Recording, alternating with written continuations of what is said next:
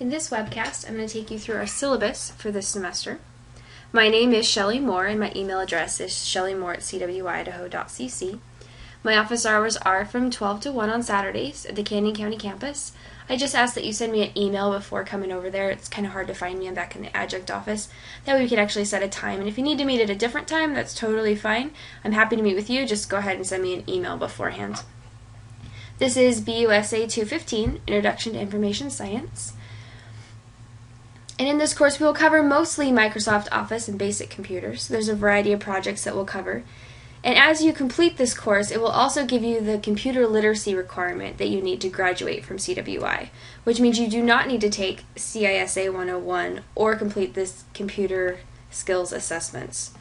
So that gets you that credit as well. This course is completed fully online, and it is an 8-week course.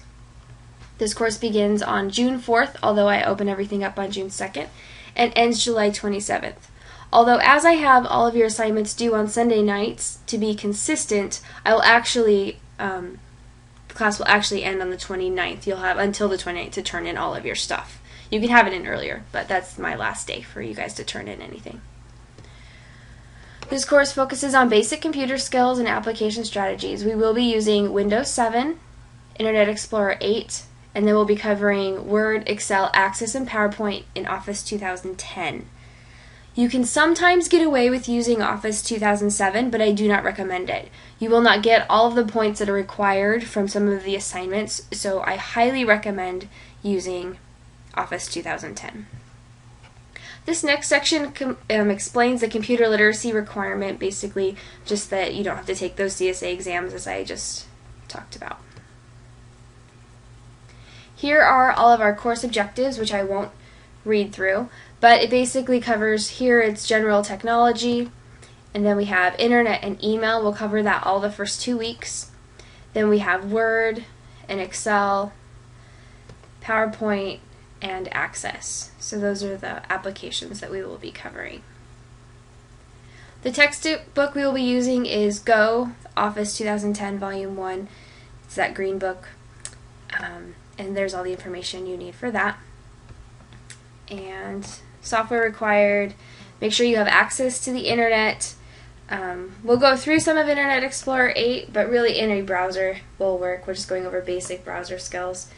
And then we recommend XP Vista or Windows 7 as a operating system.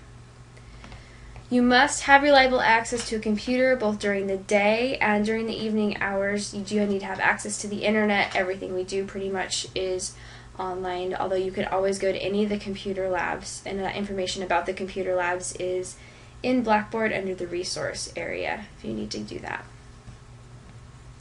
You can also purchase Office 2010 from the bookstore for $99, which is a great deal. If you don't want to purchase it and you still want to get it on your computer, you can download a free trial from the Microsoft website, and nicely it is a 60-day free trial, which is about how long our summer class is.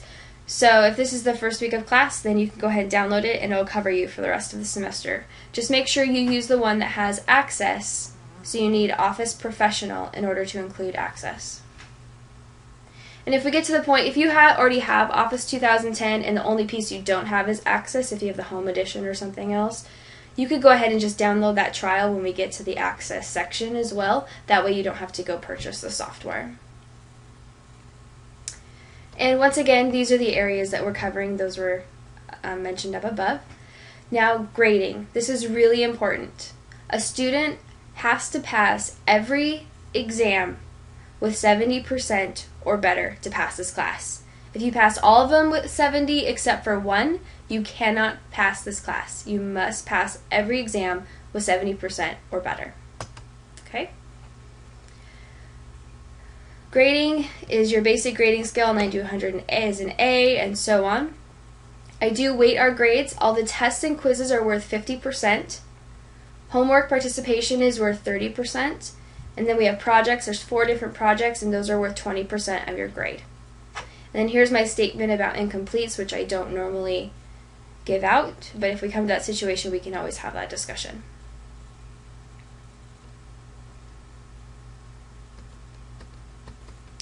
Okay, methods of delivery. This is really important. We will be using 2 different systems, which I do realize is a little bit confusing. We will be using Blackboard, since that's what the campus uses. It's a great place for me to use content such as videos and laying out the course. But most of our coursework will be completed inside my IT lab. I will also be keeping my grade book inside my IT lab, not in Blackboard. So make sure that you are looking at my IT lab for everything. Blackboard will have all the content that you need to look at. It'll have all the assignments in there. And so you want to be checking both systems throughout the week. I highly recommend you keep your schedule close by. It shows you which assignments are in which program. So keep that close by. In terms of communication, you can use the discussion board. That's a great way to ask me a question, especially if you think it's a question that other students might be either having a problem with or might want to know. So please go ahead and feel free to use that discussion board there.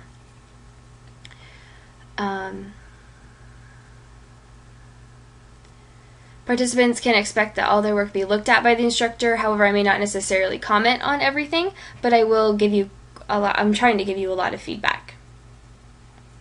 I almost always have everything graded within 1 or 2 days of the due date, so just keep that in mind. A lot of your stuff in my IT lab is automatically graded by their system. If it's a different kind of assignment, like any of the blogs that we do, or like your research papers that you're going to write, things that I actually have to go in and grade that aren't graded by the computer, you'll probably see that you'll get a 0 right there right after the due date until I get all the grades in. Because of that reason, I try and get all of your grades done within 1 or 2 days. So give me that 2-day span to get your grades in. So just so you're aware of that. We just talked a little bit about the discussion board. There's also other discussion boards in there if you have questions about the content. So there's a Word discussion board. If you're having a problem with a certain feature in Word, that's a great place to ask that question.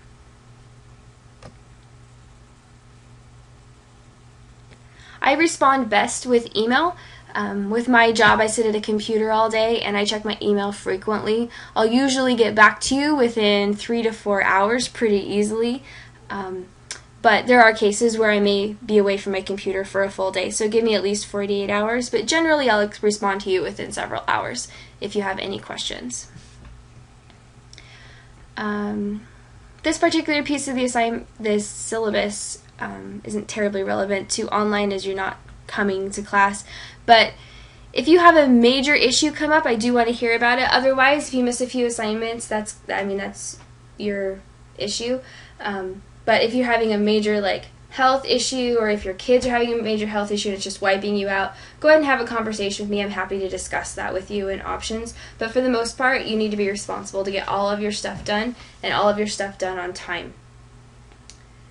Social networking. I do not add students to my social networking sites, so please don't take my denial of friend requests personally.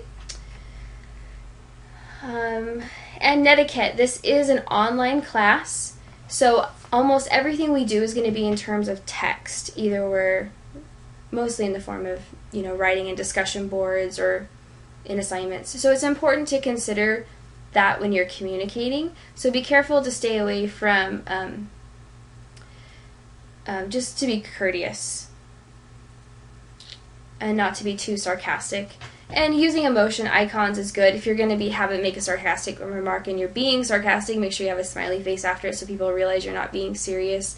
It's easy to have miscommunication or misinterpretation when we're talking just online. Okay, this class is not self-study or online correspondence, meaning that we have stuff to do that is at certain times. You can't just go through it at your own pace. You have access to Blackboard at all times, and I do have deadlines for all the different assignments. You can see your schedule for that. Regular participation is mandatory, and you must complete assignments, tests, quizzes, and all other requirements by the posted deadlines. You will not be permitted to turn in work after deadlines. I give you 9 full days to get your assignments done, if not more than that. So you should be getting everything done on time. I highly recommend that you do things beforehand. Don't wait for the last minute. Don't wait until 11:58 to try and turn in an assignment, because you know, odds are something will happen. The internet will go slow or go down or your computer will crash. I get it all the time. I realize with technology, things break. So I highly recommend always trying to get everything done 2 days ahead of time, which I know isn't always possible, but it's a good goal to set for yourself. Online instruction does require a philosophical shift for the participant and instructor. This course really does require you to be more active in your learning. If you don't understand something, it's your responsibility to go get what you need, whether it's writing in the discussion board, writing me an email, going to YouTube and asking your question. That's a great way to get your questions answered, especially with what the content we have for this course. If you have a question in Word, like how to do, or in Excel to do drop-down menus, it's a great way to go, is to go to YouTube and say, how do I do drop-down menus? I bet there's a video for that. So, in other words, you can't be passive who waits for information. You have to be ahead of the game. You must be proactive in watching, reading, and studying to understand the material of this course. I will guide you and I'll be there for you, but you have to make sure that you're the one asking the questions.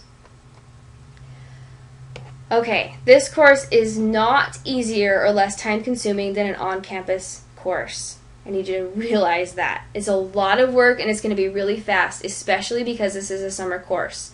It's recommended that you set aside 3 to 4 hours per week for each credit hour. This is a 3-credit course, and so you would expect to spend 9 to 12 hours a week. Now, this is a summer class, so you have to double that. So realistically, you need to be spending between 15 to 20 hours per week on this class. And as an instructor, I've been told to make online classes as robust as possible and make sure students are spending that amount of time. So we do have a lot of homework. There's a lot of ground to cover. Please realize this is not easy and it will take a lot of your time to do this class. Once again, late assignments aren't accepted. Each of the exams must be passed by at least 70%. And if you don't pass it within a 70% range, which I haven't had a problem with the online, because actually the test you get to try a couple of times before fully turning it in. But if we have a problem, talk to me about it. We'll figure something out. Record keeping. So maintaining copies isn't too hard in this class as everything is digital. So hopefully you're saving something on either your computer or a thumb drive, all of your assignments. If you do think that something is wrong with your grade or something happened weird, you do need to talk to me about it within a 2-week period. Otherwise, it will be considered correct and permanent. So don't get to the end of the semester and say, hey, why did I only get 50% on this? I should have gotten this. You need to do it right after those assignments are due. Behavioral expectations. Every student has the right to a respectful learning environment. So just conduct yourselves in a mature and appropriate manner. We're all adults. We're all here to learn.